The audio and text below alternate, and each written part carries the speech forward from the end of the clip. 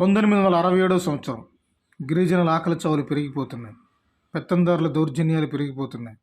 భూస్వాముల ఆగడాలకి అంతు లేకుండా పోతుంది. ఇలాంటి క్రమంలో వామపక్ష భావాలు కలిగిన కొంతమంది వెస్ట్ బెంగాల్, డార్జిలింగ్ జిల్లాలో నక్సల్బరైన గ్రామంలో ఉద్భవించిన సామాజిక విప్లవం ఈ ఉద్యమం. అదే ఈ నక్సలిజం. చారు మజుందార్, జంగాల్, సంతాల్, కనుమ్ సన్యాల్ అనే ఈ ముగ్గురు నాయకత్వంలో ఈ నక్సలిజం ప్రారంభించబడింది.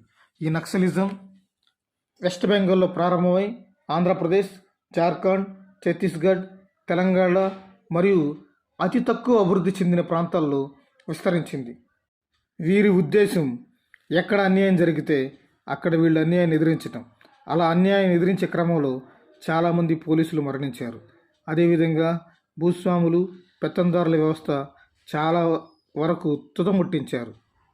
వీరిని ఎదుర్కోవటానికి రాష్ట్ర, కేంద్ర ప్రభుత్వాలు చాలా ఆపరేషన్స్ కొనసాగిస్తూనే ఉన్నాయి.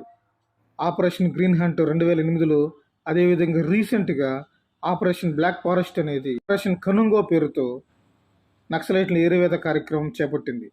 నక్సలైట్ల ఏరివేత కార్యక్రమంలో చాలామంది దళ సభ్యులు, నాయకులు మరణించారు. మరియు నక్సలిజం ఏరివేతకు ఈ ఉద్యమం చాలా సక్సెస్ అయింది.